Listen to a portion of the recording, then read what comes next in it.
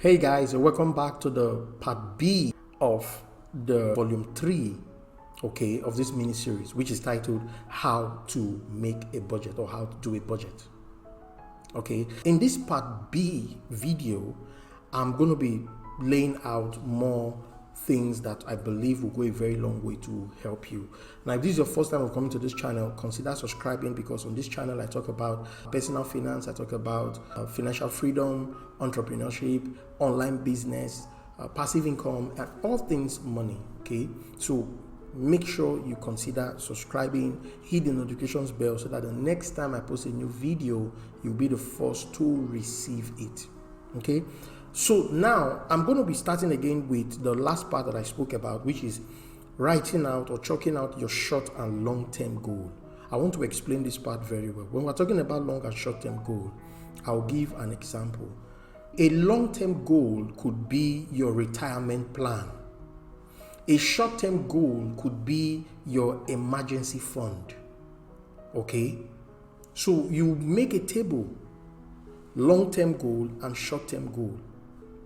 The long-term goal, retirement plans, businesses that you may want to do in future, okay, or maybe you want to buy a house or you want to buy land. That should be in the long-term goal. And then the short-term goal should be in things like, okay, you want to buy a new vehicle, or you want to paint your house, or you want to pay your school fees, your rent. Those are part of the short-term goal. So you need to structure it that way. Okay, the long-term goal, all those, that falls in the category of things you want to do in future. Okay, so that's something that you need to work on. Now, after you have done that, the next thing that you need to work on is that you have to determine how much you are willing to shell out on each of these goals. You have to determine it. For example, out of the money that is coming to you, how much do you think should go for your retirement plan? How much do you think should go for your emergency fund? You need to determine the percentages based on how much that is coming in. You have to determine that based on how much that is coming in, because at the end of the day, you cannot do beyond your income. So you've got to fix or work on that. Okay, now when you have determined how much you are willing to shell out on each of these things that you've written down, the next thing that needs to be done is that you have to decide whether it's going to be something that will be done on an individual basis or something that will be done as a family. If you are single, then you're good to go. You don't need to determine anything. But if you have a family, then you need to discuss with your wife, or rather you need to determine if your wife should be involved in this or not. Okay, a lot of times I would advise that it is important that your wife or your spouse is involved in that budgeting plan, because as the money is coming in, to avoid issues in future, unnecessary arguments and all that, it will be important for your spouse to be involved. So while you guys are busy shelling out money, apportioning this money to different things, it will not be a surprise to your spouse. Okay, so that's something that you need to work on. Determine whether it will be a family thing or something that you will do on an individual basis. Okay, now after you've done that, the next thing that needs to be done is that you have to decide, and this is so important, you have to decide the kind of budget that you want to do. On a more serious note, there are no hard and fast rules when it comes to this. Budgeting should depend on you and what you want, you and the financial commitment that you have. Okay, but just to have a guideline, there are two types or two kinds. They have the 50, 30, 20 rule. This is the one that Dave Ramsey always speaks about. Okay, 50, 30, 20.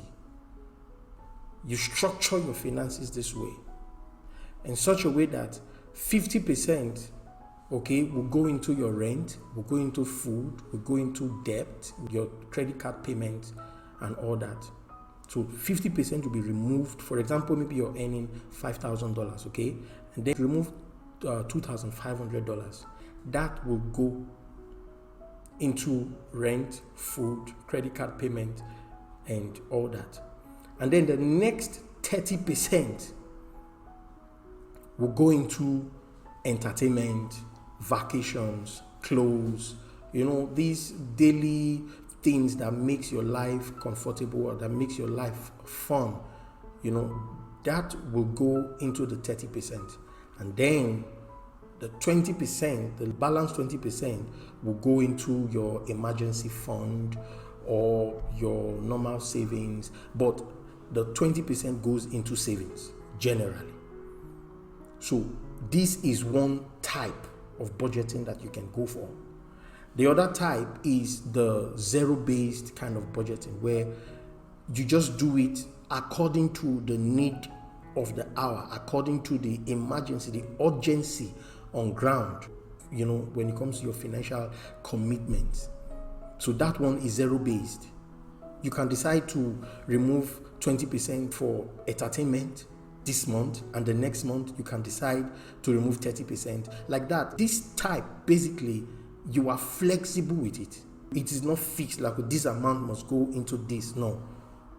So you now have to decide if this is what you want to do. For some people, this is what they do because it also affords them the opportunity to be flexible in certain things based on the amount of money that comes to them on a monthly basis. This one is always advised, to be done when you don't have a fixed income. There are people today, this month they may earn $5,000, the next month they may earn $10,000, and then the other month they may earn $7,000. So when it is fluctuating like that, it is always important that you make the budgeting system flexible.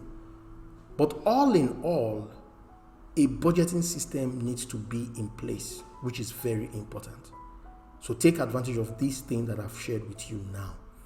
Now, when you have done this, the next thing you need to do, you now have to decide whether you're going to use a spreadsheet, which is also a Excel sheet, or you can decide to use an app. If you don't have so much money on your side, you're trying to minimize money and all that, then what you can do here is that you can just use a spreadsheet so that you don't give yourself so much issues. But if you have the money, you have some money to spend, then you could go for any of the apps that are available. There is one of the apps, the Mint, it's called the Mint. You can decide to check that app out. You can also check another one, YNAB. Just go on Google and type it, you will see. Now, these products I'm mentioning, I am not an affiliate for them. I'm just, trying to help here. Okay, I'm just trying to tell you some of the apps that are available that you can actually go for. Okay, and then apart from the YNAB, okay, which is YNAB, okay, which means you need a budget. That's what is a short form for the word you need a budget. Okay, then you can also go for another one called Pocket Guard. Just check these things out on Google because it will go a long way to help you. So that'll be all. See you in the next volume.